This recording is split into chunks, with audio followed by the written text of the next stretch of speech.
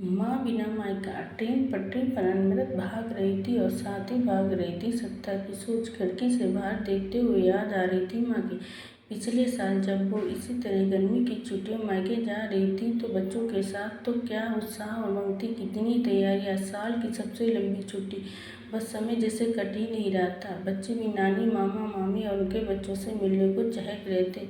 बच्चे तो आज भी उत्सुक थे, पर उसके मन में डर और चिंता थी। माँ अब गुजर चुकी थी और इस बार पहली बार वो उनकी ना मौजूदगी में अपने मायके जा रही थी। पापा तो उसकी शादी के 2 साल बाद ही गुजर गए थे, पर माँ ने उसके मायके को संजोकर रखा था। पापा को हर बार मिस करती, पर माँ के होते परायापन नहीं लगा कभी। माँ भी महीनों पहले से उसका इंतजार करती, मनुवार से बुलाती, कितनी तैयारी करती और उस थोड़े से दिनों में साल भर की कसर निकाल देती। उसका छोटा भाई रवि और उसकी पत्नी प्रीति भी अच्छे थे, पर क्या अब भी सब वैसा होगा जैसा हमेशा होता था? घर तो माँ के बिना सोना लगेगा ही, कहीं वो हक, वो अपनापन, वो उसके आने की चाह मनवा कम तो नहीं हो गई होगी। जब से उसकी सहेली ने उसे अपने माता पिता के बाद मायके का बदला हाल बताया था, तभी से उसका मन इस अनजान डर से दुखी था। उसने यहाँ तक सोच लिया था कि अगर अच्छा नहीं लगा तो वो जल्दी वापस आ जाएगी। सोचते सोचते स्टेशन आ गया। रवि के साथ बच्चे भी लेने आए थे। घर पहुंची तो जैसे माँ बार बार गेट के चक्कर लगाती थी, वैसे ही प्रीति को आया। घर के अंदर जाकर देखा तो उसका मनपसंद शरबत तैयार था। कमरा भी साफ और सुंदर फूलों से सजा था। नहाकर खाना खाने बैठी तो सब पसंद की चीज़ें बनी थी। शाम को माँ की तस्वीर के पास बैठी थी तो प्रीति चाय ले आई। बातों ने उसका मन बदल दिया। सच में माँ के जाने से घर सूना हो गया था। हर कोने में उनकी यादें बसी थी। प्रीति भी उन्हीं को याद कर रही थी। रात को रवि उसकी मनपसंदीदा आइसक्रीम लाया था। उसने भी सबके लिए लाए हुए उपहार दिए। बस अगले ही दिन से कुछ दिन पंख लगाकर उड़ गए। सबके यहाँ मिलने जाना, थोड़ी शॉपिंग, थोड़ा घूमना। प्रीति तो उसे कितनी बार चाट खिलाने भी मनवा करके ले गई थी। माँ के ना होते हुए भी सब कुछ पहले जैसा ही तो हो रहा था।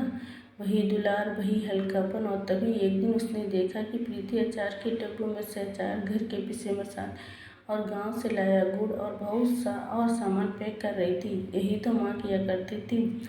जब उसके वापस जाने का समय आता था, उसने पूछा तो प्रीति ने कहा, दीदी आप अब कुछ दिन बाद चले जाओगे, मेरा तो मन ही नहीं लगेगा। माँ हमेशा आपको सब देती थी ना, तो मैंने भी सब पैक करने का सोचा। गले ही लगा लिया था सविता ने प्रीति को। सारा डर और शक खत्म हो गया था। इस 1 महीने में माँ की याद बहुत आई, पर रवि और खासकर प्रीति ने उसे इतना प्यार, सम्मान, अपनापन दिया कि वो समझ गई थी कि उसका मायका आज भी उसका था और हमेशा रहेगा। जब प्रीति को ये सब बताया तो वो बोली, मैं समझती हूँ दीदी, एक लड़के के लिए शादी के बाद उसका मायका क्या मायने रखता है। आप तो जानती हैं कि हम 2 बहनें ही हैं। आज तो मेरे मम्मी पापा हैं, पर उनके बाद हमारे मायके का क्या मतलब रह जाएगा, ये सोचकर ही हम दोनों डर जाती हैं।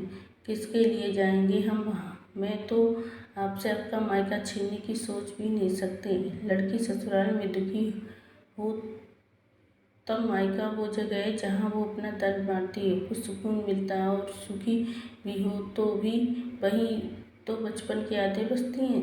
जवानी की सपने, मस्ती, लड़पन याद आता है। माँ के आंचल में वापस बच्ची बन जाती है और पिता का लाड़ और भाई का बहन का साथ सब दुख और थकान भुला देता है। सविता स्तंभ रह गई थी। सचमुच की जिनकी ये स्थिति होती है उनका डर क्या होता होगा। उसने प्रीति से कहा, किसने कहा तुम्हारा मायका नहीं रहेगा? मैं तुम्हारी ननद ही नहीं, बड़ी बहन भी हूँ ना।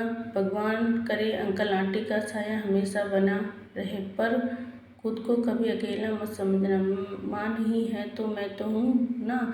जब मन करे मेरे यहाँ बच्चों को लेकर आना। कभी रवि तंग करे तो मुझे बताना और कभी संकोच मत करना। बस अब वापस जाने का दिन आ गया था। उससे ज़्यादा तो प्रीति रो रही थी।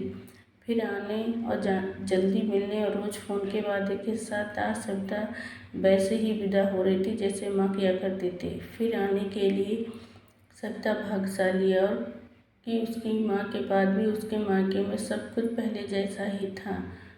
पर उसके साथ ऐसा नहीं हो पाता। कुछ की स्थिति प्रीति जैसी होती है और कुछ के लिए सब बदल जाता है। पर अगर रवि और प्रीति जैसे सब हों और फिर सविता जैसा प्यार देने वाले मिल जाए तो माँ की कमी रहेगी, पर माँ बिन मायका भी कभी पराया नहीं होगा।